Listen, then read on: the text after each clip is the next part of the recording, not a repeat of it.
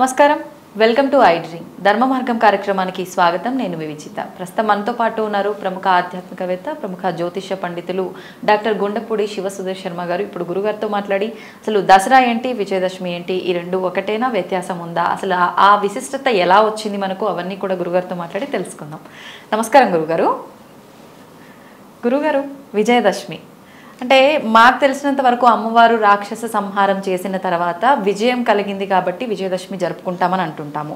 ఇంకొక రకంగా పాండవులకు సంబంధించి కూడా ఏదో ఉంది అని చెప్పి వింటుంటాం స్టోరీ. అసలు ఏంటి విజయదశమి వైశిష్టం ఏంటి, అదంతా కూడా తెలియజేయండి. ప్రథమం శైలపుత్రీచి, ద్వితీయం బ్రహ్మచారిణి, తృతీయం చంద్రఘాండేతి, కూష్మాండేతి చతుర్థకం, పంచమం స్కందమాతేతి, షష్ఠే కాత్యాయనీతి చ, సప్తమం కాళరాత్రంధ్య మహాగౌరీ చ అష్టకం, నవమం సిద్ధిదా ప్రోక్త, నవదుర్గా ప్రకీర్తితా. ముఖ్యంగా నవరాత్రులు మనకు 4. ఒకటి వసంత నవరాత్రులు, చైత్రమాసంలో చైత్రశుద్ధ పాడ్యమి నుంచి నవమి వరకు. అలాగే మాఘశుద్ధ పాడ్యం నుంచి మాఘశుద్ధ నవమి వరకు వచ్చేటువంటి నవరాత్రులు రాజశ్యామల నవరాత్రులు. ఆషాఢ శుద్ధ పాడ్యమి నుంచి నవమి వరకు వచ్చేటువంటి నవరాత్రులు వారాహి నవరాత్రులు.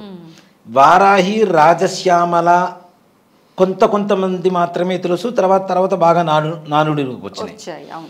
వసంత నవరాత్రులు, అలాగే శరద్ ఋతువులో వచ్చేటువంటి శ్రీమద్ దేవి శరన్నవరాత్రాలు.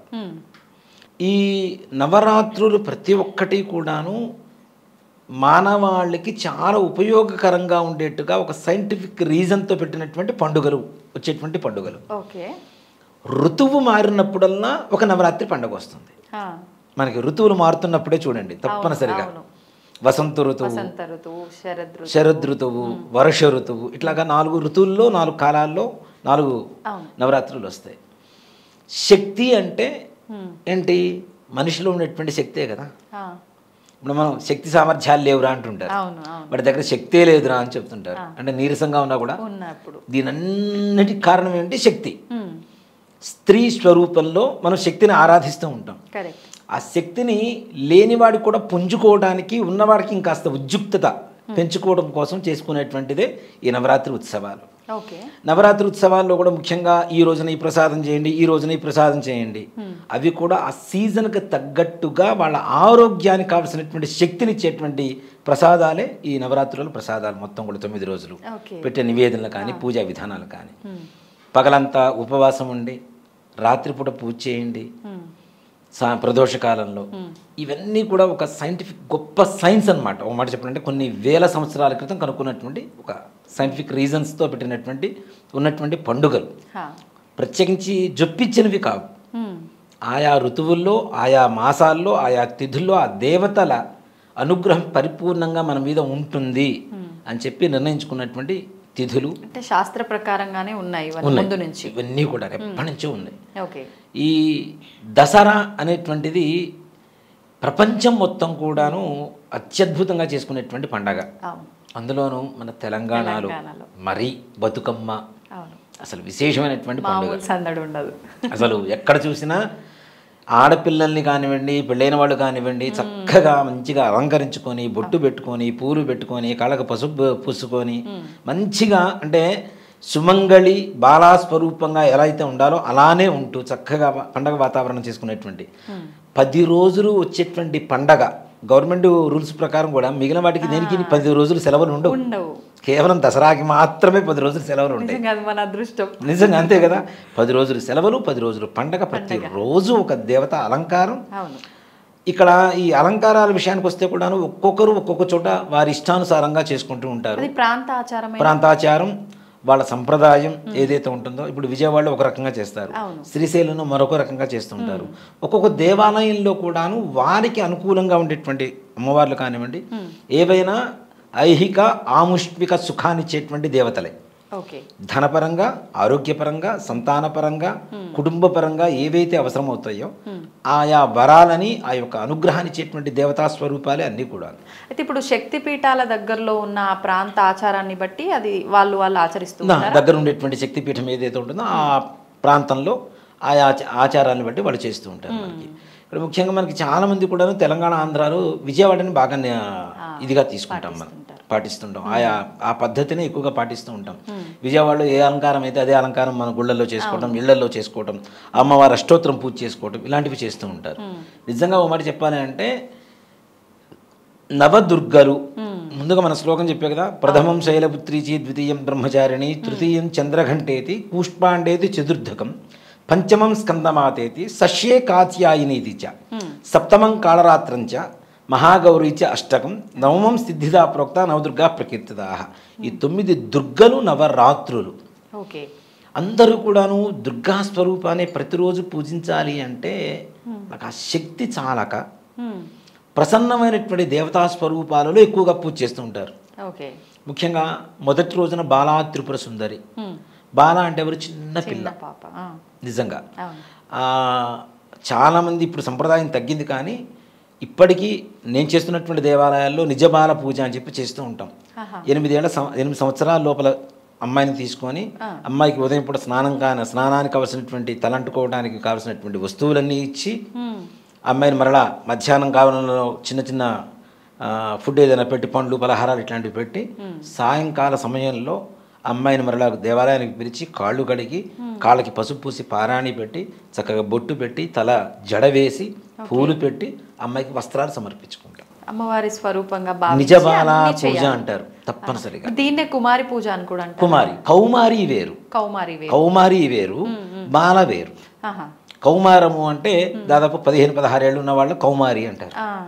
ఓకే, కాబట్టి బాల పూజ అంటే చిన్నపిల్ల, చిన్నపిల్లలకి దాదాపుగా 4-5 ఏళ్ళు, 6 ఏళ్ళు, 7 ఏళ్ళు, మహా అయితే 8 ఏళ్ళు, అంతకుమించి వయసు పెరగకుండా ఆ లోపల ఉండేటువంటి వాళ్ళని నిజబాల పూజ చేస్తాం.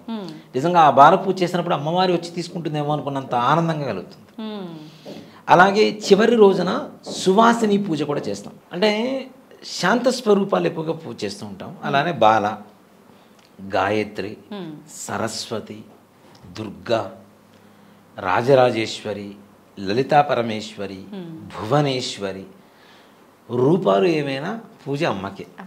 మరి అన్ని రూపాలున్న అమ్మ శక్తి ఒక్కటే కదా, ఒక్క రూపంగా ఎందుకు ఆరాధించకూడదు? ఇన్ని రూపాలు ఎందుకు ఆరాధించాలి చెప్తా. ఇక్కడ ముఖ్యంగా మహిషాసురుడు అనేటువంటి రాక్షసుడు అతి బలవంతుడు.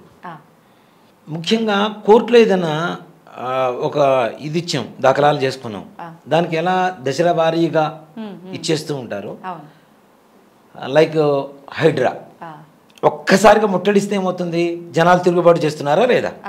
అలాగే అమ్మవారు రాక్షస సంహారం చేయాలి అంటే ఒక్కొక్క శక్తి రూపంలో అమ్మవారు అవతరిస్తూ ప్రయత్నం చేసింది. ఆమెలోంచి ఒక్కొక్క శక్తిని అవతరింపజేయడం, ఆ శక్తితో యుద్ధం చేయడం. అలా కాదు అనుకున్నప్పుడు ఇంకొక శక్తి, అలా కాదనుకున్నప్పుడు ఇంకొక శక్తి. చివరికి ఈ నవశక్తులు మొత్తం కలిపి మహిషాసుర మర్దనిగా అవతరించి మహిషాసుర రాక్షస సంహారం చేసింది. అంటే చిన్న చిన్నగా ప్రయత్నిద్దాం, అంతే. తర్వాత ఒక్కసారిగా మొత్తం అమ్మవారి నవశక్తులు మొత్తం కలిపి యుద్ధం చేసింది. కాబట్టి ఒక్కొక్క రోజు ఒక్కొక్క అవతార రూపంలో అవతరించింది. కాబట్టి ఆ అవతారానికి మనం ప్రాధాన్యత ఇస్తూ పూజ చేస్తూ ఉన్నాం. అలా 9 రకాల శక్తులు కలిపితేనే నవదుర్గలేని మనకి నవరాత్రులు వస్తున్నాయి, ముఖ్యంగా చెప్పాలి అంటే. అయితే ఈ నవరాత్రులలో ఎవరైతే పూజా విధానం అంటే భక్తియుక్తులతో చేస్తారో తప్పనిసరిగా అమ్మవారి అనుగ్రహం పరిపూర్ణంగా ఉంటుంది. మొదటి రోజు బాలా త్రిపుర సుందరి పూజ చేసిన రోజుకి చిట్ట చివరికి రాజరాజేశ్వరి అమ్మవారు విజయదశమి రోజున మీరు ఇంట్లో పటం పెట్టుకొని లలితమ్మవారు పటం పెట్టుకొని పూజ చేయండి. కలశాలు, విగ్రహాలు, దేవాలయాలు ఇవన్నీ తీసి పక్కన పెడతాం. మొదటి రోజున అమ్మవారి ఫోటో చూడండి, మీరు ఫోటో తీసుకోండి కావాలంటే అమ్మవారి ఫోటోని. అమ్మవారి ఫోటోని అవ్వడం ఏంటరా అని చెప్పి చాలామంది నన్ను విక్రించవచ్చేమో, కానీ 10వ రోజు అమ్మవారి ఫోటోలోనే ఒక పరిపూర్ణత్వం కనపడుతూ ఉంటుంది, మార్పు తెలుస్తుంది తప్పనిసరిగా. ఇప్పుడు నేను మా దేవాలయంలో అలంకారాలు చేస్తూ ఉంటా. ఏ రోజుకి ఆ రోజు అమ్మవారి ఎక్స్ప్రెషన్స్ అంటాం కదా, ఫేస్ ఎక్స్ప్రెషన్స్, అవి మారిపోతూ ఉంటాయి. అది గమనించేవాడికి మాత్రమే అర్థమవుతుంది. నువ్వు ఎలా చేస్తే అలా వస్తుందని కాదు, నేను ఎలా చేయాలో ఆవిడ నిర్ణయించుకొని నాతో చేయించుకుంటుంది. నేను చేయటం కూడా కాదు, ఆవిడ నిర్ణయించుకొని చేయించుకుంటుంది. అలంకారం మొత్తం అయిపోతుంది. మరుసటి రోజు పొద్దున్న మరలా దేవాలయం తలుపులు తెరిచిన తర్వాత చూస్తే ఆ దేవి శక్తి ఆ అమ్మవారి విగ్రహంలో వచ్చి కూర్చుందేమో అనిపిస్తుంది. అలాగే చివరి రోజున అమ్మవారి మొహాన్ని అలంకారం చేసిన తర్వాత ఇంకా అక్కడి నుంచి బయటికి పోబుద్ది కాదు మనకి. అలానే చూస్తూ నిండుగా ఉంటుంది. అసలు ఎంత ప్రశాంతంగా ఉంటుంది అంటే 10 రోజులు చేసినటువంటి అర్చనలు, అభిషేకాలు, ఈ హోమాలు, వీటి ఫలితం మొత్తం అమ్మవారి రూపంలో కనబడుతుంటుంది. నిండు చంద్రుడు ఎట్లా కనబడతాడో ఆ విధంగా కనబడుతుంటుంది అమ్మవారు. అంటే అమ్మవారు పరిపూర్ణంగా మనం చేస్తున్నటువంటి పూజ స్వీకరిస్తోంది, సాక్షాత్ అక్కడ ప్రత్యక్షమై తీసుకుంటుందని చెప్పడానికి నిదర్శనం అది. అంతే. అది ఇంట్లో పటం కావచ్చు, కలశం కావచ్చు, ఏదైనా పెట్టుకోండి, మీకు తగినటువంటి ఒక మార్పు, పరిపూర్ణత్వం ఏదైతే ఉందో ఆ పరిపూర్ణత్వం తప్పనిసరిగా చివరి రోజున కనబడుతూ ఉంటుంది. ఇప్పుడు ఆలయాల్లో అంటే మీరు అన్ని రకాల మంత్రాలతో అమ్మవారిని ఆరాధిస్తారు కాబట్టి ఇలాంటి మార్పు వస్తుంది. ఓకే, ఇంట్లో అలాంటి మంత్రాలు అవన్నీ ఏం చేయలేరు కదా, నిజంగా అక్కడ కూడా అమ్మవారు వచ్చి ఉంటారా? నిజంగా తప్పనిసరిగా ఆర్తితో పిలవాలి, మంత్రంతో కూడా కాదు. అక్కడ ఆర్తితో పిలిస్తే, ఇప్పుడు మంత్రాలు చెప్పే బ్రాహ్మణం కొంతమంది ఉంటాం, అహంకారంతో మంత్రం చెబితే అమ్మవారు వస్తుందా? రారు. కాదు కదా, కాదు కదా.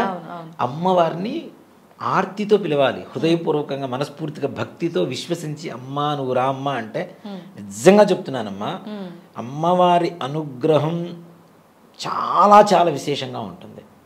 నేను అంతకుముందు కూడా కొన్ని చోట్ల చెప్పాను, నవరాత్రులు అలంకారం చేస్తూ ఉన్న సమయంలో అంతకుముందు మన దాంట్లో కూడా చెప్పినట్టున్నా నేను. నా 13వ సంవత్సరంలో నేను అలంకారాలు చేయడం మొదలుపెట్టా అమ్మవారికి. నా 11 సంవత్సరాలకు ఒక దేవాలయానికి ప్రధానార్చకత్వం తీసుకున్నా నేను. 11 సంవత్సరాలకి 13 సంవత్సరాలకి అమ్మవారికి అలంకారం చేయాలి అనేటువంటి ఒక మొదలుపెట్టాం. గుంటూరులో హరిహర క్షేత్రం అని ఒక దేవాలయం ఉంటుంది, దాంట్లో శివాలయంలో రాజరాజేశ్వరి అమ్మవారు ఉంటుంది. సరే, ఇప్పుడు 13 సంవత్సరాలకి ఎంత ఉంటాం? మహా అయితే ఇంత సైజులో ఉంటాను గట్టిగా మహా అయితే. నాతో పాటు ఒక సహాయం తీసుకున్నా, ఒక సహాయకుడిని, పెద్ద ఆయన్ని. ఆయనకి అప్పటికి 40-42 ఏళ్ళు ఉంటే, సరే వచ్చి చేస్తాను సుధీర్, నీతో పాటు హెల్ప్ చేస్తాను, చేద్దామని అన్నారు. నా ఇంట్రెస్ట్ కొద్దీ ఆయన వచ్చారు నాతో పాటు. వచ్చి సరే అని చెప్పి చేస్తున్న సమయంలో మహర్నవమి, మహిషాసురమర్దిని అలంకారం అమ్మవారు. అన్ని రోజులు అలంకారం చేస్తున్నాం, తెల్లవారితే మహర్నవమి మహిషాసురమర్దిని అలంకారం, దుర్గాష్టమి పూజలు మొత్తం అయిపోయినాయి, అంతా అలంకారం చేసాం. ఇప్పుడున్న టెక్నాలజీ ఓ మాట చెప్పాలంటే 90sలో లేదు పెద్దగా. లైట్లు అవి కావాలంటే కూడాను మాకున్న బడ్జెట్లో మాకున్న టెక్నాలజీని యూజ్ చేసుకుంటూ ఆ దేవాలయం మొత్తం కలర్స్తో, అంటే అమ్మవారు మొత్తం నీలంగా, చుట్టూ దేవాలయం మొత్తం ఎర్రటి వర్ణంతో లైట్స్ వచ్చేలాగా ప్లాన్ చేసుకున్నాం. పెద్ద కర్ర కట్టాం అమ్మవారికి ఎదురుగా, పైన దాన్ని మొత్తం బల్బులు పెట్టేసి మొత్తం బ్లూ లైట్స్ పెట్టేసాం, బ్లూ కలర్ పేపర్ అంటే ఇచ్చేసాం దానికి, మొత్తం ఇట్లా కట్టేసి పెట్టేసాం. దేవాలయం చుట్టూ కర్టన్స్ క్లాతులు, వైట్ క్లాత్ కట్టేసి వాటి కింద గిన్నెలు పెట్టి గిన్నెల్లో బల్బులు పెట్టి వాటి మీద రెడ్ కలర్ పేపర్ వేసాం. ఈసారి ఈ ఏదైతే కర్టన్ ఉంటుందో కర్టన్కి రిఫ్లెక్ట్ అవుతూ ఉంటుంది రెడ్ మొత్తం. ఇప్పుడు పవర్ ల్యాంప్స్ అంటాం కదా, అవి అప్పట్లో ఆ టెక్నాలజీతో వాడుకున్నాం మేము. మస్తు క్రియేటివ్గా ఆలోచించి పెట్టాం. మొత్తం అయిపోయింది, మహిషాసురమర్దిని అలంకారం అయిపోయింది. 12 అవుతుంది అర్ధరాత్రి. ఇంకా ఆయన నేను వెళ్ళిపోతాను సుధీర్, నువ్వు క్లీన్ చేసుకుంటావు కదా, నేను వెళ్ళిపోతున్నాను అన్నారు.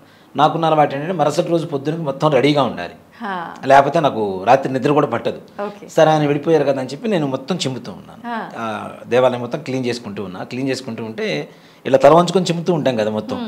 ఇలా చూసేసరికి మనం ఇలా అంటాం కదా ఒకసారి, ఇలా బాగున్నావా అని, ఆ 2 ఐబ్రోస్ అలా పైకి ఎగిరినాయి.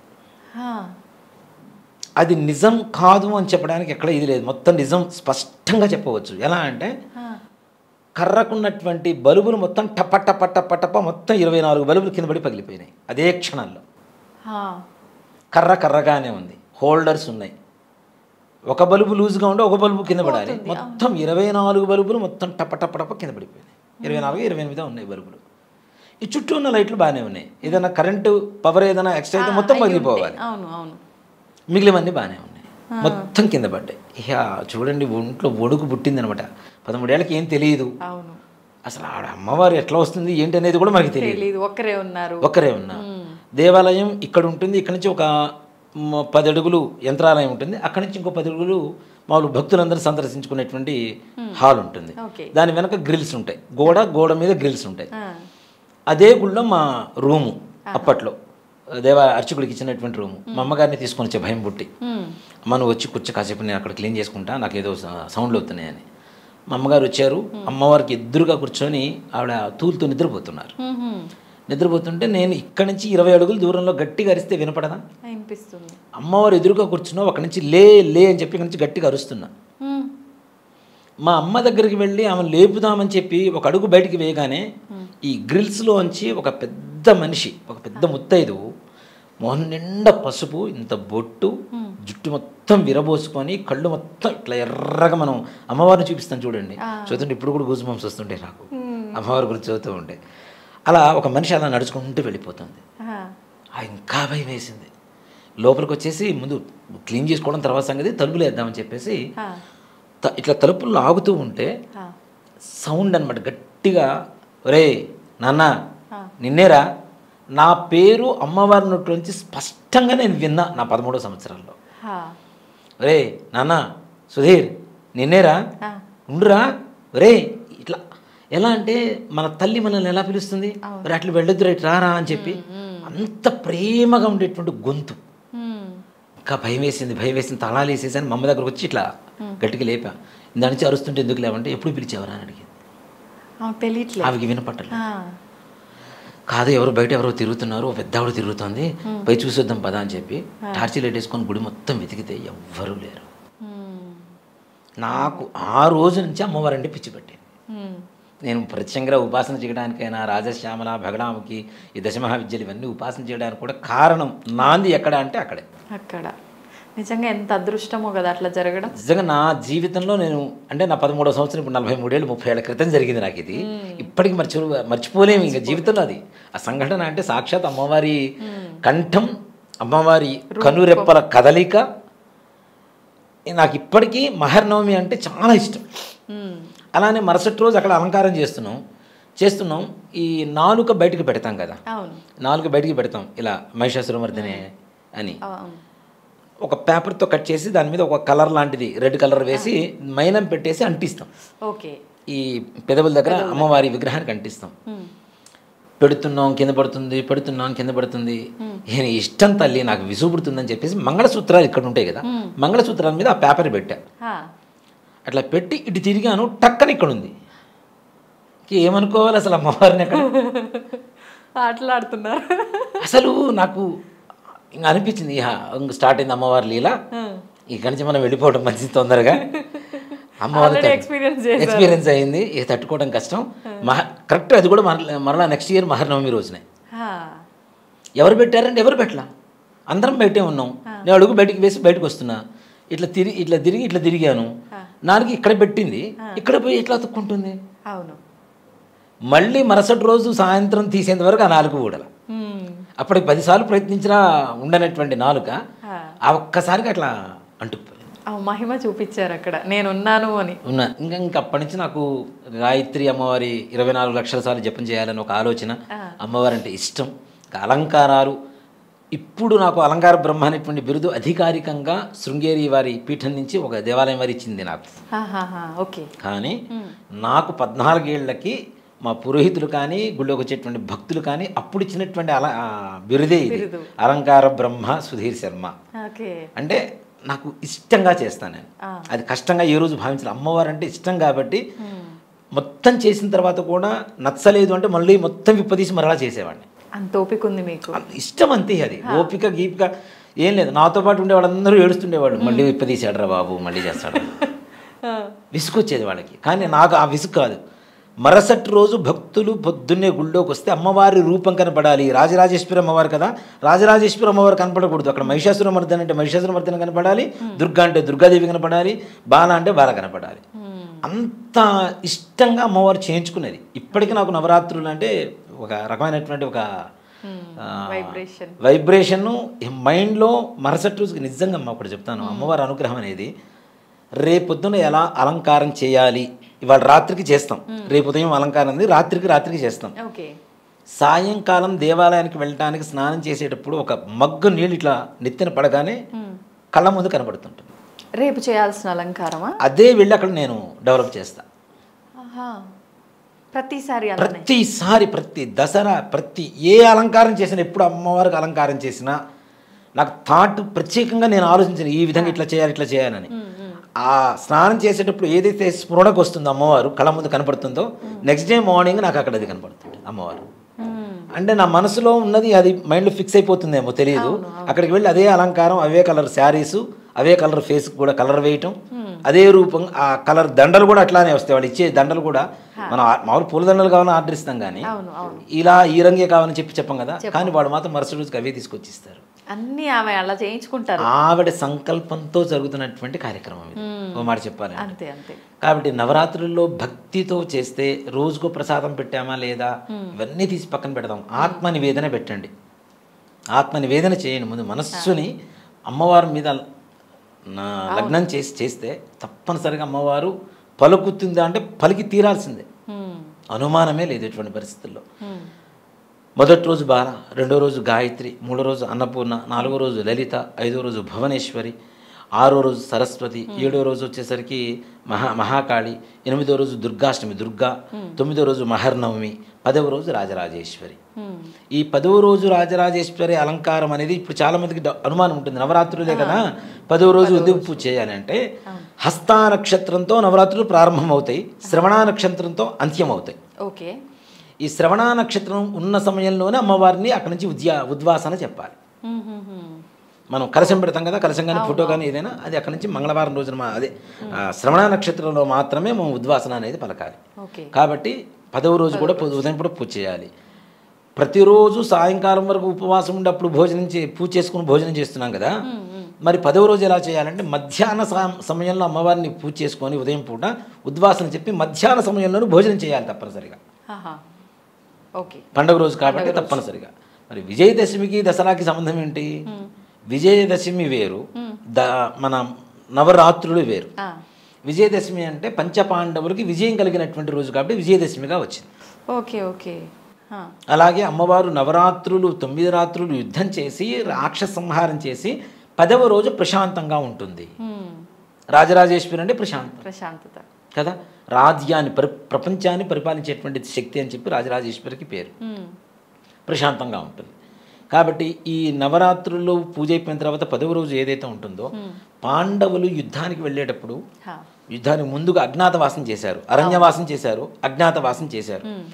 అజ్ఞాతవాసం చేసేటప్పుడు వీళ్ళ చేతుల్లో ఆయుధాలు ఉంటే వీళ్ళని గుర్తుపెట్టడం ఈజీ. గద ఉంటే భీముడు అంటారు, ధనస్సు ఉంటే అర్జునుడు అంటారు, అవునా?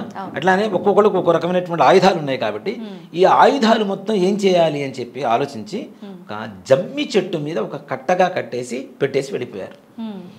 ఈ ఆయుధాలు ఇతరులు ఎవరన్నా చూస్తే కళేబరంలాగా సర్పాల్లాగా కనపడతాయి. మరలా ఈ పాండవుల్లో ఎవరైనా వీళ్ళు వెళ్ళి తీసుకునేటువంటి అవకాశం మాత్రమే అక్కడ కనపడుతూ ఉంది. అంటే అలా ఏమైనా వాళ్ళు మంత్రంతో అలా చేశారా? శక్తితో అక్కడ బంధించేసి ఆ చెట్టు మీద పెట్టేశారు, జమ్మి చెట్టు మీద. అవునా? అందుకనే 10వ రోజు విజయదశమి రోజున జమ్మి చెట్టుకు పూజ చేస్తారు, సెమీ పూజ అంటారు. అసలు జమ్మి చెట్టుకి ఎందుకు పూజ చేస్తామంటే అదే. అలాగే అంటే వాళ్ళు అవి పెట్టి ఆ మంత్రంతో అలా చేయడం వల్ల అంత శక్తి వచ్చిందా, లేదంటే ముందు నుంచే జమ్మి చెట్టుకు అంత విశిష్టత? జమ్మి చెట్టుకి చాలా విశిష్టత. ఎలాంటి దోషాలైనా నివృత్తి చేస్తూ ఎవరినైనా రక్షణ కలిగించేటువంటి శక్తి జమ్మి చెట్టుకుంటుంది. అలాగే నవగ్రహాల్లో శనీశ్వరుడికి అత్యంత ప్రీతికరమైనటువంటి సమిధ వృక్షం కూడా అది. శనీశ్వరుడికి సెమి వృక్షమే శనీశ్వరుడికి సమిధగా వాడుతూ ఉంటాం. అంటే అత్యంత శక్తివంతమైనటువంటిది. ఎవరు ఏ రకమైనటువంటి కోరికను కోరుకుంటూ ఉంటారో ఆ కోరికను తీర్చేటువంటి శక్తి ఆ యొక్క సెమి వృక్షానికి ఉన్నది. కాబట్టి వీళ్ళు మంత్ర గర్భితంగా ఆ ఆయుధాలన్నీ కూడా సెమీ చెట్టు మీద పెట్టేసి వెళ్ళిపోయారు. కాబట్టి అజ్ఞాతవాసం పూర్తయిన తర్వాత మరలా వచ్చి సెమీ వృక్షానికి పూజ చేసి, రాముడు కూడా రావణాసురుడి మీద యుద్ధానికి వెళ్ళేటప్పుడు తప్పనిసరిగా సెమీ వృక్షానికి పూజ చేసి వెళ్ళారని చెప్పి శాస్త్రం చెప్తోంది. రాముడు రావణాసురుడి మీద యుద్ధానికి వెళ్ళాడు. ఈ సెమీ పూజ అప్పుడు కూడా శ్లోకం చెప్తారు కదా, ఆ శ్లోకంలో పరమార్థం అదే. అర్జునుడికి రాముడికి జయం కలిగించింది ఎవరు అంటే సెమీ వృక్షం వల్ల అని చెప్తారు. మనం ఏదైనా అందుకనే సెమీ వృక్షం పూజ చేస్తాం కదా, పూజ చేసిన తర్వాత ఏం చేస్తాం, ఒక ఆకు తీసుకొచ్చి మన పాకెట్లోనో లేదంటే వాలెట్లోనో లేదా ఇంట్లో బీరువాలోనో పెట్టుకుంటాం కదా. అంటే అది ఉంటే విజయం చేకూరుతుంది, ప్రతి కార్యంలో జయం కలుగుతుంది అని చెప్పడం కోసం. ఇప్పుడు ఇంట్లో పెద్దవాళ్ళకి వాళ్ళకి కూడా పెట్టి నమస్కారం తీసుకుంటాము. అది ఓ మాట చెప్పాలంటే అది ప్రాంతాచారం నుంచి వచ్చింది, అది అన్ని చోట్ల లేదు. దీన్ని పారువేట అంటారు, సెమీ పూజని పారువేట అంటారు. వేరే చోట ఎక్కడో చెట్టు ఉంటే ఆ చెట్టు దగ్గరికి వెళ్ళి దానికి కావాల్సినటువంటి నైవేద్యాలు, బలులు ఇట్లాంటివి కొంత ప్రాంతాల్లో జంతు బలులు కూడా ఇస్తూ ఉంటారు. అక్కడ ఆ జంతు బలులు మొత్తం నిషేధించిన తర్వాత ఆ మేక తోకని కొద్దిగా అట్లా కోసేసి అక్కడ పడేసి వస్తారు, రక్తాన్ని దాన్ని బలి ఇచ్చేసి వస్తుంటారు. ఇప్పటికీ కూడా చేస్తూనే ఉన్నారు కొన్ని చోట్ల. అంటే రక్తబలి, ఆయుధ పూజ అంటాం కదా. ఇప్పుడు మనం పండుగ రోజునే కదా వాహనాలన్నీ పూజ చేసుకుంటాం కదా, అట్లా ఆయుధ పూజ కాబట్టి దానికి ఆ రక్త తర్పణ ఇచ్చేసి వస్తారనమాట. ఇచ్చి తెచ్చి దాన్ని చెట్టుని మరలా కొమ్మని తీసుకొచ్చి దేవాలయంలో పెట్టి దాన్ని పూజ చేసి ఆ శమీ వృక్షాన్ని ఒక శ్లోకం చెప్తూ శమయతే పాపం శమీ శత్రు వినాశని అర్జునస్య ధనుర్ధారి రామస్య ప్రియదర్శని. రాముడు కూడా దర్శించుకున్నాడు. అర్జునస్య ధనుర్ధారి, అర్జునుడికి పాండవులకి ఈ జయం చేకూర్చింది, వాళ్ళ ఆయుధాలు మొత్తం మోసింది.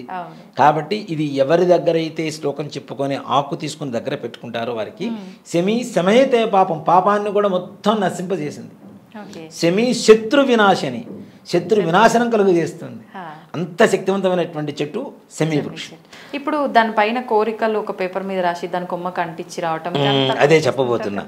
ఇది ఒక విచిత్రమైనటువంటి ఒక సిస్టమ్ వచ్చింది, సంప్రదాయం. నేను మా గుళ్ళో పూజ చేసినప్పుడు కొంతమంది పేపర్లు అంటిస్తుంటారు. ఇది ఎందుకు అంటిస్తారు నాకు మొదట్లో తెలియదు.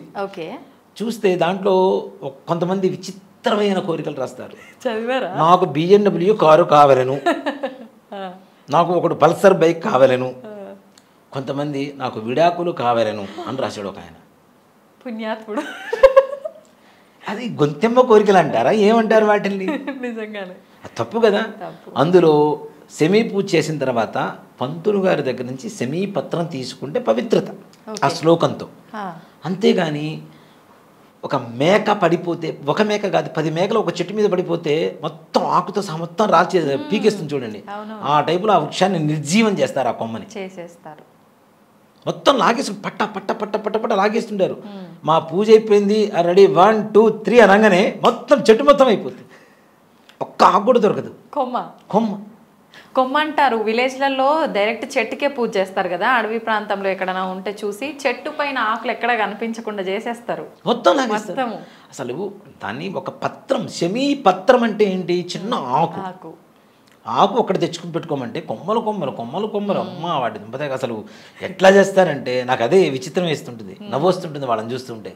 ఇంత కరువులు అంటే ఒక బాగా శరీరం ఉన్నటువంటి వాడికి ఒక 10 రోజులు భోజనం పెట్టకపోతే 11వ రోజు కుంభకర్ణుడికి పెట్టినట్టు అన్నం పెడితే దాని మీద ఎట్లా పడిపోతాడో ఆ విధంగా పడిపోతారు వీళ్ళందరూ. అది తప్పు. రాత్రిపూట వృక్షాన్ని ముట్టుకునేటువంటి శక్తే చాలా తక్కువ మన దగ్గర. అలాంటిది ఆ ఒక్క రోజున ఆ వృక్షం దగ్గర ఉండేటువంటి ఆకును తెచ్చుకోమని చెప్పి చెబుతూ ఉంటే దాన్ని పట్టుకుని మొత్తం పీకుతూ ఉంటే అది పడే బాధ కూడా మనకి శాపమే అవుతుంది కదా. పగటిపూట వరాలు ఇచ్చేటువంటి శక్తి ఎంతైతే ఉంటుందో సాయంత్రం 6 గంటల తర్వాత వృక్షాలకి శాపాన్ని ఇచ్చేటువంటి శక్తి రెట్టింపు దశలో ఉంటుంది. అందుకని సాయంత్రం 6 తర్వాత పూలు కొయ్యొద్దు, ఏం ముట్టుకోవద్దు అని చెప్తుంటాం కదా. ఎందుకు అంటే శపించేటువంటి శక్తి కూడా రెట్టింపు దశలో ఉంటుంది. కాబట్టి రాత్రిపూట చెట్లు ముట్టుకోకూడదు. అలాంటి దసరా రోజు మాత్రమే, విజయదశమి రోజున మాత్రమే శమీ వృక్షాన్ని మనం ఆ పత్రం తెచ్చుకునేటువంటి అధికారం ఉంది. కాబట్టి అధికారం ఉంది కదా అని చెప్పి మొత్తం పీకొచ్చుకుంటానంటే కొంతమంది ఆ కొమ్మ మొత్తం తీసుకొని ఇంట్లో పెట్టుకోమన్నా పెట్టుకుంటారు. కానీ ఇది ఎవరింట్లో ఉంటే బాగుంటుంది అని ఒక్క మాట చెప్పడం ఆలస్యం. ఏం కాదు, మొత్తం పీకలు దానికోసం యుద్ధాలు కూడా జరుగుతుంటాయి. మీద పడిపోతుంటారు, కింద పడిపోతుంటారు, దాని ముళ్ళు ఉంటాయి, గుచ్చుకుంటూ ఉంటాయి, అస్సలు ఉండదు. ఇలా చేయొద్దు. ఒక ఆకు తెచ్చుకోండి, చక్కగా వాలెట్లో పెట్టుకోండి. ఇంత వస్తుంది, ఒక రెబ్బలాగా వస్తుంది, దానికి అటు ఇటు ఆకులు ఉంటాయి. ఒక ఆకు తీసుకొని వాలెట్లో పెట్టుకోండి, ఒక ఆకు తీసుకొని ఇంట్లో పెట్టుకోండి, చక్కగా బిరువాలో పెట్టుకోండి, పెద్దలకు ఎవరికైనా ఇవ్వండి.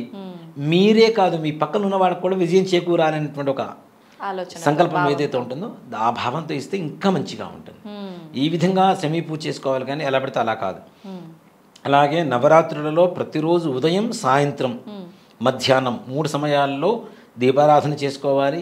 తప్పనిసరిగా ఆ దేవత పూజ, ఏ దేవత అలంకారం అయితే ఆ దేవత అష్టోత్తరం పూజ చేసుకోవాలి. నివేదనలు మీకు అందరికి అందుబాటులోనే ఉన్నాయి. చాలామందికి ఈ నివేదన పెట్టాలి, ఈ నివేదన పెట్టాలని. ఇవన్నీ పెట్టలేని పరిస్థితుల్లో ఉన్న కనీసం పానకం వడపప్పు ప్రతిరోజు ఇవి పెడితే మనం పెట్టేటువంటి నివేదనలో ఏదైనా లోపం ఉన్నా కూడా వాటితో సరిపోతాయి. కాబట్టి తప్పనిసరిగా 6 నివేదన పెట్టండి. అవకాశం ఉంటేనే కొబ్బరికాయ కొట్టండి. ఇప్పుడు శక్తి లేనటువంటి వాళ్ళు ఉంటారు, కొబ్బరికాయ కూడా 30-35 రూపాయలు అవుతుంది. ఇవాళ రోజున శక్తి లేనటువంటి వాళ్ళు కూడా అమ్మవారి పూజ చేసుకోవడానికి అవకాశం ఏంటి అంటే ఇవేవి అక్కర్లా, ఏది ఉంటే అది భక్తితో చేయండి. అమ్మవారి కుంకుమార్చన అష్టోత్తరం పూజ చేసుకోండి చక్కగా. దాని తర్వాత సాయంకాలం మధ్యాహ్న కాలంలో కూడా అష్టోత్తరం, లలితా సహస్రనామం చెయ్యండి. చేయలేకపోతే వినండి. లలితా సహస్రనామంలో కూడా చాలా తప్పులు చదువుతూ ఉన్నారు. కాబట్టి అవి చాలా తప్పు. చదవకపోయినా పర్లేదు, అసలు చదవకపోయినా పర్లేదు, వినండి. ఇప్పుడు శ్రీమాత శ్రీ మహారాజ్ఞి శ్రీమత్సింహాసనేశ్వరి చిదగ్నికుండ సంభూత, అక్కడ దీర్ఘం లేకపోయినా పెడుతూ ఉంటే ఒక అర్థం, ఒక అక్షరం మార్చేస్తుంది మొత్తం. రామునితో కపివరుండిట్లనియే అనేటువంటిది ఒక భాష, ఒక మాట. కా తీసుకెళ్ళి తో పక్కన పెట్టండి, రాముని తోక పివరుండిట్లనియే. కా ఒక్క కానే మారింది ఇటు పక్కకి, అర్థం మారిపోయిందా లేదా? చాలా మారిపోయింది. చండీ సప్తశతిలో ఒక శ్లోకం ఉంటుంది. ఒక గురువు గారి దగ్గర ఒక శిష్యుడు వెళ్ళి నాకు చండీ సప్తశతి కావాలని అడిగాడు. నాకు విద్యాభ్యాసం చేయండి అంటే చేశాడు ఆయన. చేసిన తర్వాత శిష్యుడు వచ్చాడు, కొన్ని రోజుల తర్వాత పెళ్లి చేసుకున్నాడు, భార్య చనిపోయింది. మరలా పెళ్లి చేసుకున్నాడు, మళ్ళీ భార్య చనిపోయింది. మళ్ళీ పెళ్లి చేసుకున్నాడు, మళ్ళీ భార్య చనిపోయింది. ఎందుకు అట్లా అవుతుంది? ఇలా భార్యలు చనిపోతూనే ఉన్నారు. 5 భార్యలు చనిపోయిన తర్వాత గురుగారి దగ్గరికి వెళ్ళాడు. వీడికి డౌట్ వచ్చింది, నేను చేస్తున్న దాంట్లో ఏదో తప్పు ఉంది, గ్యారంటీ అని చెప్పి వెళ్ళి గురుగారు నా భార్య ఇట్లా చనిపోతున్నారు, అసలు నేను చేస్తున్న చండీలో ఏమైనా తప్పు ఉందా ఒకసారి చెప్పండి అంటే వాడు శ్లోకాలు చెప్తూ ఉన్నాడు. దాంట్లో భార్యానాం రక్షతు భైరవి అని చెప్పి ఒక శ్లోకం వస్తుంది. వీడు భార్యానాం భక్షతు భైరవి ర భ ఒకటే అక్షరం. భక్షతు అంటే పోతున్నా మరి నువ్వు చేస్తున్న తప్పిదేరా, ఒక్క అక్షరమే ఇంత అర్థాన్ని మార్చింది, నీ భార్యలు చనిపోవడానికి కారణం ఇదేరా అని చెప్పాడు. అంటే అసలు చదవకపోయినా పర్లేదు, విన్నా పర్లేదు. నవవిధ భక్తుల్లో శ్రవణం అనేది చాలా విశేషమైనటువంటిది. కాబట్టి విన్నా పర్లేదు, కానీ లేని పొంది రాగాలు తీసి ఎవరిష్టానికి వాడు ఒక సంగీతంలాగా దాన్ని మార్చేసి, అందరూ సంగీత విద్వాంసులే, ఎవరికి వాళ్ళు గానకోకిల అసలు అంటే దాన్ని మారుస్తున్నారు. అలా మార్చడం అనేది తప్పు. ఉన్న దీర్ఘాలు తీసేసి లేని వాటికి దీర్ఘాలు పెట్టి ఒత్తులు పెట్టి ఉన్న వాటికి ఒత్తులు తీసేస్తే దాని అర్థం మారిపోతుంది, వచ్చే పరమార్థం మారిపోతుంది. కాబట్టి దయచేసి లలితా సహస్రనామం కానీ ఖడ్గమాల కానీ త్రిశతి కానీ ఏవైనా చేసేటప్పుడు జాగ్రత్తగా చేయాలి. 1-2 సార్లు వింటూ ఉంటే నోటికి వస్తూ ఉంటుంది. అప్పుడు పుస్తకం తీసుకొని చక్కగా చదువుకోండి, దానివల్ల ఉపయోగం ఉంటుంది. కానీ ఎలా పడితే అలా చదివితే మాత్రం వచ్చేటువంటి పర్యవసానం వేరే విధంగా ఉంటుంది. కాబట్టి ఉదయం, మధ్యాహ్నం, సాయంత్రం లలితా సహస్రనామం అష్టోత్తరంతో పూజ చేసుకోండి. చక్కగా వింటూ మా పక్కన పెట్టుకోండి, ఆడియో వింటూ పూజ చేసుకోండి, నివేదన పెట్టండి, ఆ ప్రసాదం తీసుకోండి, రాత్రిపూట తీసుకోండి. తప్పనిసరిగా 9 రోజులు నిష్టగా చేయగలిగితే అమ్మవారు మన ఇంట్లో తిరిగినటువంటి అలికిడి శబ్దం అనేది మన చెవుల్లో పడుతూనే ఉంటుంది. గ్యారెంటీ. అర్ధరాత్రి పూట ఉలిక్కిపడి లేచి కూర్చోపోతే అడగండి. అంటే అది భయం కాదు, అమ్మవారు వచ్చిందని చెప్పడానికి సంకేతం. ఓకే, ఇప్పుడు 9 రోజులు వేలు కాని పక్షంలో 3 రోజులు 5 రోజులు కూడా అవకాశం ఉందంటారు కదా? అవును. అలా చేసుకోవాలంటే ఏ తిథుల్లో చేసుకోవాలి? ముఖ్యంగా 5 రోజులు లేదు, 3 రోజులు చేస్తాం. 3 రోజులు. ఓకే. సరస్వతి అమ్మవారి అలంకారం, మూలా నక్షత్రం, దుర్గాష్టమి, మహర్నవమి, ఈ 3 రోజుల్లో కూడా అంటే 5 రోజులు ముందు 6 రోజులు ఏవైతే ఉంటాయో అవి అవకాశం లేకపోతే ఆడవాళ్ళకు ఉండేటువంటి ఇబ్బందులు కావచ్చు, వేరే మహిళలు కావచ్చు, పురులు కావచ్చు, అలాంటివి ఏమన్నా ఉంటే చేసుకోలేకపోతే మిగిలిన 3 రోజుల్లో ఒకే ఇంట్లో ఇప్పుడు 4-5 అమ్మాయిలు ఉంటారు, ఇబ్బందికరమైనటువంటి వాతావరణం ఉంటుంది. అలాంటి వాళ్ళకు కూడా కుదరకపోతే కనీసం మిగిలిన 3 రోజుల్లో చేసుకోవచ్చు. ఈ 3 రోజులు కూడా చేయలేమనుకునేటువంటి వాళ్ళు మాత్రం తప్పనిసరిగా చివరి రోజైనా సరే అమ్మవారిని పూజ చేసుకోవటం. ఇలా లేదు, అమ్మవారి దేవాలయానికి వెళ్ళండి, సరిపోతుంది. అక్కడ కూర్చొని కుంకుమార్చన జరుగుతుంటే ప్రతి దేవాలయంలో జరుగుతూనే ఉంటే కుంకుమార్చన చేయించుకోండి, దర్శనం చేసుకోండి, తీర్థప్రసాదాలు తీసుకొని రండి. నియమంగా మీరు ఉండండి, మనస్సుని నియమంగా ఉంచుకోండి. అంతేగాని ప్రతిరోజు కూర్చొని గంటలు అమ్మవారి పూజ చేస్తేనే అవుతుంది అనేది మాత్రం తప్పు. ఓకే. మనస్ఫూర్తిగా 10 నిమిషాలు చేయండి. మనసు లేకుండా గంటలు చేసి మాత్రం ఏ ఉపయోగం? చేస్తుంటారు, చాలా మందిని చూస్తుంటాను. శ్రీమాత శ్రీ మహారాజ్ని ఏమే ఉప్పేసావా, ఈ రకమైనటువంటి ఇవి నిజంగా ఎక్కువ ఉన్నాయి. పప్పు మాడిపోతుంది చూడు, విజిల్స్ వచ్చినాయి, 3 వచ్చినాయి, ఇవే రకమైనటువంటి వీళ్ళ ఆలోచన ఎక్కడుంది? అమ్మవారి మీద లేదు, ఇంట్లో వంటింట్లో ఉండే కిచెన్ మీద ఉంది. అంత దౌర్భాగ్యమే వచ్చి పడింది మనకి. అది పూర్తి చేసుకున్న తర్వాత ఇచ్చేయి, ఇది పూర్తి చేసుకున్న తర్వాత అది వచ్చేయి కాదు, 2 జరిగిపోతూ ఉండాలి. ఈ మధ్యలో ఫోన్ వస్తుంది, అక్కాయ్ అక్కడ జ్యువెలరీ షాప్లో చాలా బాగున్నాయి అక్క, సరే నేను మధ్యాహ్నం వెళ్ళిపోతాం, అమ్మవారు పూజ చేసుకుని అందరూ పూజ చేసుకుని వచ్చేస్తాం. అంత హడావుడే వచ్చింది, ధ్యాసం చిత్తం శివుడి మీద, భక్తి పాచ్యపుల మీద అన్నట్టు ఉంటుంది. ఇలాంటి అంటే చాలా చోట్ల నేను ప్రాక్టికల్గా చూస్తుంటాను కాబట్టి ఇప్పుడు గుళ్ళల్లో కూడా సామూహికంగా జరుగుతున్నాయి లలిత సహస్రనామాలు ఇలాంటి పారాయణాలు అన్నప్పుడు కూర్చుంటారు, ధ్యాస అంతా షాపింగ్ల మీద, బట్టల మీద, పక్క వాళ్ళు వేసుకొచ్చిన నగల మీద, పక్క వాళ్ళు కట్టుకున్న చీరల మీద, బ్లౌజ్ డిజైన్స్ మీద ఎక్కడ కుట్టించాం. అవునా, ఎంత అయింది? ఈ రకమైనటువంటి నిజం అంటే నా కళ్ళారా చూస్తుంటా, నా చెవులారా వింటూ ఉంటా. అక్కడ అభిషేకం జరుగుతూనే ఉంటుంది. వీళ్ళ గొడవ వీళ్ళదే, మా గొడవ మాదే. అక్కడ మంత్రం కాదు, ఇక్కడ మంత్రాలు ఎక్కువ. కాబట్టి ఇలాంటివి లేకుండా ఉన్న 10 నిమిషాలైనా మనస్ఫూర్తిగా అమ్మవారి మీద మనస్సును లగ్నం చేస్తే అమ్మవారు తప్పనిసరిగా అనుగ్రహిస్తుందమ్మ. ఇప్పుడు భవానీ మాలలు అని చెప్పి కూడా వేస్తుంటారు కదా, ఈ 9 రోజులు నిజంగా మాల వేసుకోవాలా లేకపోయినా నిష్టగా నియమాలు పాటిస్తూ ఉంటే సరిపోతుందంటారా? అక్కడ మాలాధారణ, వస్త్రధారణ, దీక్ష, మనస్సు లగ్నం చేసుకోవడం కోసం చేసేటువంటివి ప్రధానమైనటువంటి అంశాలు ఇవి. వంటి మీద ఒక వస్త్రం ఉంది, ఒక మాల ఉంది, తప్పు చేయడానికి భయపడతాడు గ్యారంటీగా. ఆటోమేటిక్గా భయపడతారు కదా, అమ్మో అమ్మవారు మాల ఉంది చేయకూడదు, ఆ మాల లేకపోతే ఏం కాదులే ఒక్కసారేగా అని ఏదైనా తప్పు చేయడానికి అవకాశం ఉంటుంది. కాబట్టి మనస్సుని దేవుడి మీద కేంద్రీకరించడానికి, దీక్షగా చేయడానికి ఏమాత్రం కూడా తప్పు లేదు, చెయ్యవచ్చు అని కూడా చెప్తా. 9 రోజులనే కాదు, నా 11 రోజులు చేసేవాళ్ళు ఉన్నారు, 40 రోజులు చేసేటువంటి వాళ్ళు ఉన్నారు. నిజంగా కొంతమంది అయితే మగవాళ్ళను కూడా చూశాను, స్త్రీ రూపంగా మారిపోతుంటారు కూడా వాళ్ళు. చీర కట్టుకునేటువంటి ఆడవాళ్ళని కూడా, మగవాళ్ళని కూడా చూశాను నేను దీక్షలు. మన దగ్గర చేస్తారా? చాలా మంది అమ్మ చీర కట్టుకుంటారు, చక్కగా పెద్ద బొట్టు పెట్టుకుంటారు, తర్వాత కాళ్ళకి మెట్టెలు పెడుతుంటారు, పట్టీలు పెట్టుకుంటుంటారు. ఇది వాళ్ళ ఇష్ట ప్రకారమా లేదంటే ఆచారము? ఆచారం ఏం లేదు, అంటే సాక్షాత్ అమ్మవారి రూపంగా మనం మారిపోతున్నాం అనేటువంటి ఒక భావన ఏదైతే ఉంటుందో. నిజంగా ఒక మాట చెప్తాను, శ్రీ విద్యోపాసన, అమ్మవారి ఉపాసన చేసేటువంటి వాళ్ళ మాటలు ఎలా ఉంటాయి అంటే, ఒక స్త్రీమూర్తి మాట్లాడితే ఎలా ఉంటాయో అలానే ఉంటాయి. ఇప్పుడు బయట తిరిగేటువంటి జనాలు కాదు, అమ్మవారి ఉపాసన చేసేటువంటి వాళ్ళలో నా సాక్షాత్ నా కళ్ళ ముందు ఒక అతన్ని చూశాను, ఇద్దరిని చూశాను. మా గురుగారు ఒక ఆయన, నాకు ఒక అన్నయ్య అంటే సహోదర సమానమైనటువంటి ఒక ఆయన ఉన్నారు, ముప్పవరు సింహాచల శాస్త్రి గారు. ఆయన మీరు గూగుల్లో కొట్టినా కూడా వస్తుంది మీకు. నేను అలంకారాలు నేర్చుకుంది ఆయన దగ్గరే. ఆయన ఎలా అంటే సాక్షాత్ అమ్మవారు మాట్లాడితే ఎలా ఉంటుందో అలా మాట్లాడుతుంటారు. రాను వాళ్ళు చేసేటువంటి ఇది కూడా ఆడవాళ్ళు పవిట సర్దుకుంటారు కదా, వాళ్ళు పైన వేసుకున్నటువంటి ఉత్తరాయణ కూడా మాటికి ఇట్లా సర్దుకుంటూ ఉంటారు. ఆయన ఒక ఆయన శర్మాజీ గారు అని గుంటూరులో చిలకలూరుపేట రోడ్లో ఒక దేవాలయం కట్టించారు, అమ్మవారు లలితాపీఠం అని.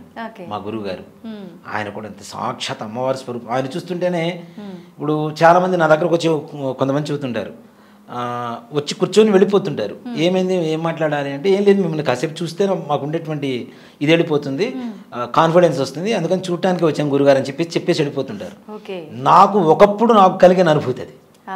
మా గురుగారు నాకు ఏదైనా ప్రాబ్లం, మనసు బాగాలేదు, పోయి కాసేపు ఆయన ఎవరితోనో మాట్లాడుకుని నాకు సంబంధం లేదు, ఆయన కాసేపు చూసేసి వచ్చేవాడిని. ఎందుకు వచ్చేవరా, ఏం లేదు గురుగారు కాసేపు మీతో మిమ్మల్ని చూసి వెళ్దామని వచ్చేవాడిని. ఏంటంటే బాధ పోయేది. ధైర్యంగా వెళ్తే పాజిటివ్ గా అనిపిస్తుంది, అలా కూర్చున్నా పాజిటివ్ వైబ్స్ ఏవైతే ఉంటాయో అవి మా గురుగారిని చూస్తే నాకు కలిగేది. అలాంటి వాళ్ళని ఇద్దరిని నేను నా కళ్ళారా ప్రత్యక్షంగా చూశాను. నేను ఇద్దరు శ్రీ విజయోపాసకులే. వాళ్ళు నిదానంగా స్త్రీతత్వం, పరిపూర్ణమైనటువంటి స్త్రీతత్వం వాళ్ళలో కలుగుతుంది. ఆయన నిజంగా అంటే మా గురుగారిని నేను ఇమిటేట్ చేస్తున్నాను కదా, వాళ్ళు మాట్లాడేటువంటి మాటలు కూడా, ఏమిటి అబ్బాయి ఎందుకు వచ్చావు ఇటు, ఏమైంది, ఇట్లా ఆ ఎక్స్ప్రెషన్స్ అవి చూస్తుంటే మొత్తం మారిపోతుందమ్మా. అంటే అమ్మవారిలో వాళ్ళు లీనమైపోయారు. అలాంటి తత్వమే ఇప్పుడు చాలామంది దీక్ష తీసుకునేటువంటి వాళ్ళు కూడా మగవాళ్ళు చేస్తూ ఉంటారు. కాళ్ళకి మెట్టెలు పెట్టుకుంటారు, పట్టీలు పెట్టుకుంటారు, పసుపు పూసుకుంటారు, ముఖానికి పసుపు పూసుకుంటారు, పెద్ద బొట్టు పెట్టుకుంటారు, చేతికి గాజులు వేసుకుంటారు, చీర కట్టుకుంటారు. ఇలాంటి వాళ్ళని కూడా చాలా మందిని చూశాను నేను. అలా వాళ్ళని చూస్తుంటే నిజంగా భయం వేస్తుంటుంది కొంతమందికి, కానీ చూస్తే అమ్మవారి తత్వం అది అంతే. ఎర్రటి చీర కట్టుకొని అంత బొట్టు పెట్టుకొని బయట తిరుగుతుంటే ఎలా ఉంటుంది మనకి? నిజంగా అమ్మవారి గజ్జల శబ్దం అయితే ఘల్ ఘల్ ఘల్ మనం మోగుతూనే ఉంటుంది అమ్మవారి శబ్దం. నేను హైదరాబాద్ వచ్చిన తర్వాత కూడా రామకృష్ణాపురంలో ఉండేవాడిని. కరెక్ట్గా రాత్రి 2:30 నుంచి 4 లోపల మా ఇంట్లో ఎవరికి నిద్ర ఉండేది కాదు. ప్రత్యంగిరి అమ్మవారి దేవాలయం పక్కన మా ఇల్లు. నేను ఆ దేవాలయంలో కొన్ని రోజులు పనిచేశాను, హోమాలకి వాటికి పనిచేశాను. వచ్చి పడుకునేవాడు. 2:30కు మొదలయ్యేది ఘల్ ఘల్ ఘల్ అని శబ్దం. ఎంత అంటే ఆ విండో పక్క నుంచి వెళ్తున్నట్టే ఉంటుంది, బెడ్రూమ్ విండో. అమ్మవారు గలగలగల సౌండ్ వస్తూ ఉంటుంది. చుట్టూ చూస్తే ఎవరు ఉండేవాడు కాదు. పోనీ అది నా ఒక్కడి భ్రమ అనుకుంటే ఒకరోజు నాకు వినపడింది, చూశాను, వారం రోజులు విన్నాను. వారం రోజుల తర్వాత మా ఆవిడకి చెప్పాను, ఏదో శబ్దం వస్తుంది వింటున్నావా అంటే, నాకు కూడా వస్తుంది వారం రోజుల నుంచి. మా పిల్లలకి చెప్పాను, మా పిల్లలకి వస్తుంది, మా అమ్మగారు, వీళ్ళందరితో పాటు మా ఇంటికి వచ్చి ఏ బంధువులు వచ్చినా వాళ్ళకందరికీ వినపడుతూనే ఉంటుంది. గల్ గల్ మన సౌండ్. అమ్మవారి దగ్గరికి వెళ్ళి, అమ్మ పిల్లలు భయపడుతున్నారు, వచ్చావు బాగానే ఉంది, భయపడుతున్నారు పిల్లలు, తట్టుకునే శక్తి కూడా కావాలి కదా అంటే, ఆ తర్వాత నుంచి ఆ శబ్దం నిదానంగా తగ్గుతూ వచ్చింది. ఓకే. ప్రతిరోజు రాత్రిపూట మొత్తం ఇండిపెండెంట్ హౌస్ అది, ఆ పైన ఓనర్స్ ఉండేవాళ్ళు, కింద మేము ఉండేవాళ్ళం, చుట్టూ తిరిగేవాళ్ళం అందరం, ఎవ్వరూ ఉండరు. మళ్ళీ లోపలికి రాగానే మళ్ళీ గజ్జల శబ్దం. అంటే అమ్మవారు ఈ నవరాత్రుల్లో పూజ చేస్తే మన ఇంటికి వస్తుంది, మన ఇంట్లో ఉంటుంది, మనం చేసే పూజని స్వీకరిస్తుంది, మనకి అనుగ్రహాన్ని పరిపూర్ణంగా కలుగజేస్తుందని చెప్పడానికి ఏమాత్రం కూడా సందేహం లేదని చెప్తాను. అంత పరిపూర్ణంగా ఉంటుంది అమ్మ అనుగ్రహం. మనం నిజంగా అనుగ్రహం పొందాలి అంటే అంతే భక్తితో, అంతే, ఆడంబరంగా కాదు, భక్తితో. భక్తి. ఆడంబరం ఏముందమ్మా, కోటి రూపాయలు ఉన్నవాడు ఎవరైనా చేస్తారు, అంతే. కానీ భక్తి అనేది 100 కోట్లు ఉన్న భక్తి రాదు. భక్తి ఉన్న వాడికి 100 కోట్లతో సంబంధం లేదు, అంతే, ఒకటే మాట. నిజంగానే, అవునా? భక్తి ఉన్న వాడికి ఎక్కడ కూర్చొనైనా ఏ చిన్న రాయిలోనైనా అమ్మని చూసుకుంటాడు. భక్తి లేనటువంటి వాడికి ఓ కోట్లు ఖర్చు పెట్టి ఎంత చేయాలి ఎంత చేయాలనుకుంటాం, అవన్నీ ఏం అక్కర్లేదు, అమ్మవారే చూసుకుంటుంది మొత్తం దగ్గర. నిజంగా మనకేం కావాలో ఆమెకు తెలియదా అమ్మవారికి? తెలుసు. మనం అది కావాలి ఇది కావాలని కోరుకోవాల్సిన అవసరం లేదు. మనకేం నాకేం కావాలో నీకు తెలుసు కాబట్టి నువ్వు ఏదిస్తే తీసుకుంటా అని చెప్పమండి, అమ్మవారి సంకల్పం చేసుకోండి. ప్రతి ఒక్కటి అమ్మవారు ఇస్తూనే ఉంటుంది. మనకి కష్టాలు రావని చెప్పను, మనం చేసుకున్న కర్మ మనకు కష్టాలు రాకుండా ఎలా ఉంటాయి? ఇప్పుడు చెయ్యి మనదే, కత్తి మన ఇంట్లోదే, కోసుకుంటే రక్తం రాదా, నొప్పి రాదా? కాబట్టి మనం చేసుకున్న కర్మకి మనం అనుభవించాలి. కానీ కష్టాల నుంచి దాటవేసేటువంటి మార్గాన్ని చూపిస్తుంది అమ్మవారు.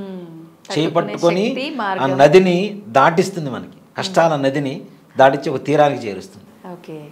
ఇప్పుడు ఉపవాసం అన్నారు కదా, కొంతమంది అంటే మధ్యాహ్నం తిని అలా చేస్తారు, కొంతమంది నైట్ తిని డే అంతా ఉంటారు, కొంతమంది అసలు మొత్తం లిక్విడ్స్తోనే ఉంటారట, రకరకాలుగా చేస్తుంటారట. అసలు ఎలా చేయాలి ఉపవాసం? ఓ మాట చెప్పాలి అంటే, రాత్రి పూజ, నవరాత్రుల పూజ కాబట్టి రాత్రిపూట పూజకి ప్రాధాన్యత ఎక్కువ ఉంటుంది. ఉదయం అంతా ఏం తినకుండా ఉండాలంటే అసలు ఏం తినకుండా ఉండొద్దు, ఓన్లీ లిక్విడ్సే. నీరసం వస్తూ ఉంటుంది, ఏదైనా ఫ్రూట్స్ తినండి, లేదు అవకాశం లేదు ఉప్మా చేసుకొని తినండి చక్కగా. బియ్యప్రవ్వతో టిఫిన్స్, బియ్యప్రవ్వను కొద్దిగా వేయించేసి పెసరపప్పు వేసి దాంట్లో జీలకర్ర వేసి వండుకోండి చక్కగా, వాము వేసి, ప్రశాంతంగా ఉంటుంది, కడుపు చల్లగా ఉంటుంది బియ్యప్రవ్వ వల్ల కదా. బియ్యప్రవ్వతో ప్రసాదం చేసుకొని తినచ్చు చక్కగా, ఉప్మా చేసుకొని. అసలు ఏమీ తినకుండా సాయంత్రం వరకు ఉండి సాయంత్రం పూజ అయ్యేసరికి అమ్మ ఆరైపోయిందిరా పూజ మొదలు పెట్టేద్దాం, 7 అయిపోతే భోజనం ఏమే అయిందా అంటుంటే దానివల్ల ఉపయోగం ఏముంటుంది? కాబట్టి అలా కాకుండా ఏదైనా అల్పాహారం సేవించి నిద్రపోకుండా ఉండి పూజ చేసుకోగలిగితే మంచిది.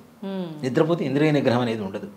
కళలో మన నిద్రపోయిన తర్వాత మన శరీరం మంది కాదు, మన ఆలోచన మంది కాదు, వేరే చోటకి వెళ్ళిపోతుంటుంది. కాబట్టి ఆ నిగ్రహం ఉండాలంటే ఎక్కువ తింటే నిద్ర వస్తుంది, తక్కువ తిని పని చేసుకో, హుషారుగా ఉంటావు. సాయంకాలానికి మంచిగా ఓపిక ఉంటుంది, హాయిగా పూజ చేసుకో. సాయంత్రం 6:30 తర్వాత పూజ మొదలు పెట్టుకొని పూజ చేసుకొని రాత్రి చక్కగా భోజనం చేసి పడుకోండి, ప్రశాంతంగా ఉంటుంది. అంతేగాని అసలు ఏం తినకుండా ఉండి, ఇందా చెప్పే కదా, చిత్తం శివుడి మీద భక్తి చెప్పుల మీద, అలా ఉంటే కష్టం. అలా ఉండకుండా ఉండాలి అంటే కనీసం అల్పాహారం సేవించాలి. అట్లా ఇప్పుడు మనం గోకర్ణంలో మోక్షనారాయణ బలైనటువంటి పూజా విధానం చేస్తుంటారు పితృదోషాలకి.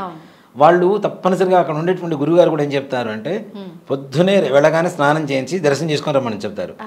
రాగానే చక్కగా టిఫిన్ పెడతారు, గ్లాస్ నిండా కాఫీ కానీ టీ కానీ పాలు కానీ ఇస్తారు, ఏది అడిగితే అది ఇస్తారు. ఈ 2 తిని కాఫీ తాగిన తర్వాత పూజ మొదలు పెడతారు. ఎందుకు అని అడిగాను నేను, ఏం తినకుండా చేస్తే పితృకార్యం మంచిది కదా అని అడిగాను నేను. చేస్తారు, 2:30-3 గంటలు పడుతుంది. ఈ మధ్యలో ఆకలి అన్న చిన్న మాట వస్తే మీరు చేసిన పూజ అంతా వేస్ట్, వృధా అయిపోతుంది. కాబట్టి మీ మనస్సు వేరే చోటకి మారకుండా ఉండాలి అంటే, ఈ పూజ మీదనే కేంద్రీకరించాలి అంటే ఇలాంటివి ఉండకూడదు. కాబట్టి అల్పాహారం పెడుతున్నాం, తిని పూజ చేసుకోవడం చెప్తారు. ఉత్తమం, నిజంగా నిజం. సో అలాంటివి పాటిస్తే బాగుంటుంది. కానీ ఏమీ తినకుండా పచ్చి మంచినీళ్ళు తాకుండా సాయంత్రం వరకు ఉంటానంటే పెదాలు ఎండిపోతుంటాయి, గొంతు ఎండిపోతుంటుంది. కొన్ని రోజులకి 3 రోజులు 4 రోజులకి 5వ రోజు ఇంట్లో మొదలు పెడతారు, నీకు ఉపవాసం వద్దంటే వినవు కదా అని చెప్పి మొదలు పెడుతూ ఉంటారు. చాలా మంది ఇళ్లలో ఉంటుంది చాలా. సో అలాంటివి చేయకుండా ఇలా చేయడం మంచిది. సంతోషం అండి, నిజంగా చాలా చక్కగా వివరించారు. నవరాత్రులు అనగానే చాలా మంది భయపడిపోతుంటారు, అమ్మవారు అనేసరికి ఇంకా నిష్టగా చేయాలేమో, నియమాలు ఎక్కువగా పాటించాలేమో. నిష్ట అంటే మనస్సే, అంతే అంతే. శరీర శుద్ధి, ఆత్మశుద్ధి, దేహశుద్ధి, అలాగే స్థలశుద్ధి, ఈ 3 పెట్టుకుంటే తప్పనిసరిగా అమ్మవారి అనుగ్రహం ఉంటుంది. అంతేగాని ఇవేవి శుద్ధి లేకుండా ఇష్టం వచ్చినట్టు తినకుండా చేస్తామంటే దానివల్ల ఉపయోగం. ధన్యవాదాలండి. శ్రీమాత్రే నమః. శ్రీ గురుభ్యో నమః.